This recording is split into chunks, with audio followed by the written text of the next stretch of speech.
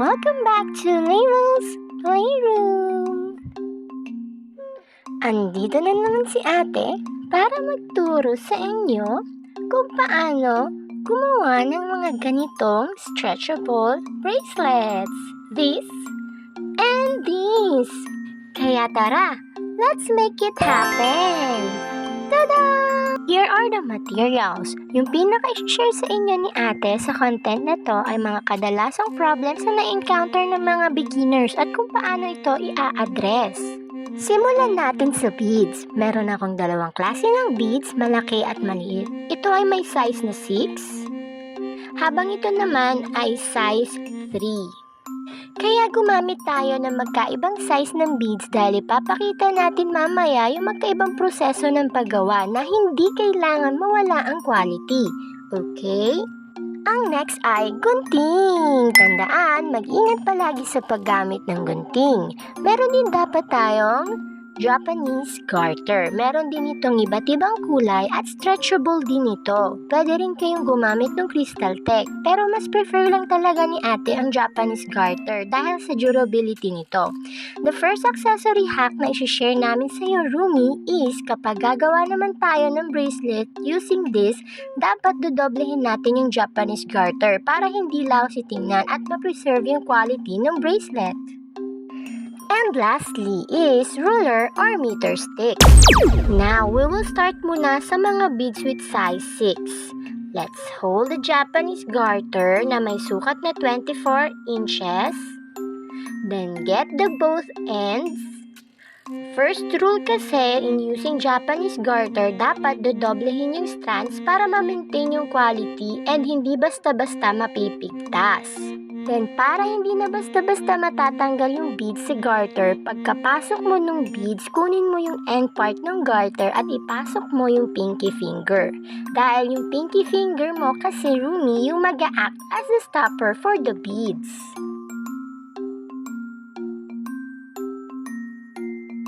At pagkatapos nun, pasok ka na lang ng pasok ng mga susunod na beads hanggang sa mabuo na natin yung unang set. And here we go. Ilock na lang natin yung pinaka both ends. The next hack sa paglalak naman, bubuo lang tayo ng pa-cross like this. Then twist papaloob. Huwag mong kalimutang higpitan. Then ilock ulit ng pangalawang beses. Huwag kang matatakot na higpitan. Usually kasi ito yung concerns ng mga nagpapaturo sa amin sa shop ni G. Baka daw kasi pag hinigpitan is maputol yung strands.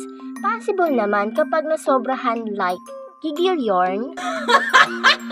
And voila! Wow! Tapos na natin yung unang hack at ito yung pinakakinalabasan.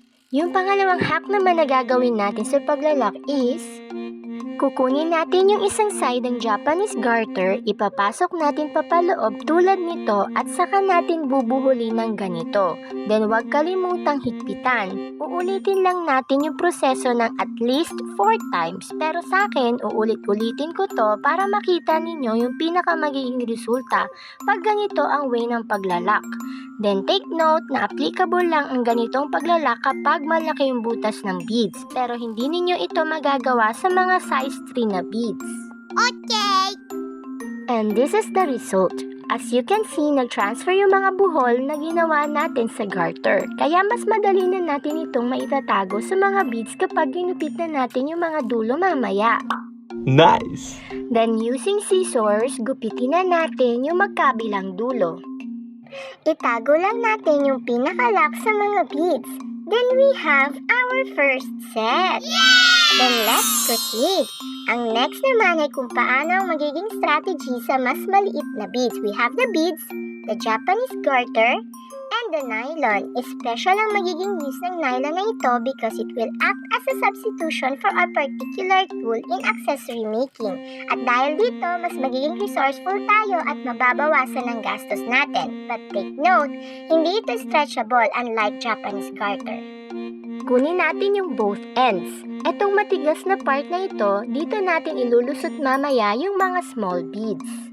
Pero bago yon, kunin muna natin itong Japanese garter. Hanapin yung dulo, then ipasok natin yung Japanese garter sa pagitan ng nylon na hawak natin. Make sure na pantay yung magkabilang dulo ng garter, okay? Okay. There you go. As you can see, Rumi, hawak ko yung magkabilang end parts ng nylon and garter. Now, dun tayo mag-focus sa nylon part. Dahil dito sa part na to, natin ipapasok yung mga beads.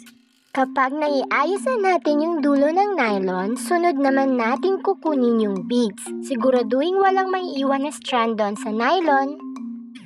At habang ginagawa ko ito, nais pala naming magpasalamat sa mga taong nasa likod ng every content namin dito sa Level's Playroom. Special shout out sa aking mama, kay Gia and April na nagpapamigay pa ng mga calling cards namin sa shop ni G para mag-grow ang channel na to. Ayan, nasa dulong bahagi na ng nylon yung beads natin. Tuluyan na lang nating padadaanin sa pagitan ng nylon and garter yung beads. Itong unang bead na naipasok natin will act as a stopper sa mga susunod na beads para hindi matatanggal sa garter. Ulitin lang natin yung process sa mga susunod hanggang sa mabuo na natin yung second set ng bracelet. Pagkatapos, tanggalin na rin natin yung nylon. Then let's lock.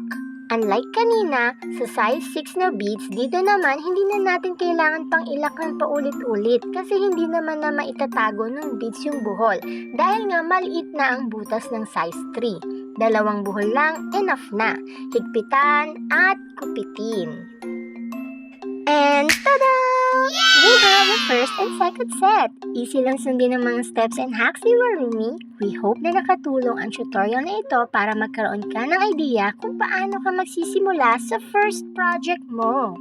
And kung talagang nag-enjoy ka sa tutorial na ito, pwede mo bang i-hit ang like, subscribe, and notification bell below para palagi tayong magkukumustahan. And follow us on our social media accounts here and also here. Thank you very much. We love you and God bless you all.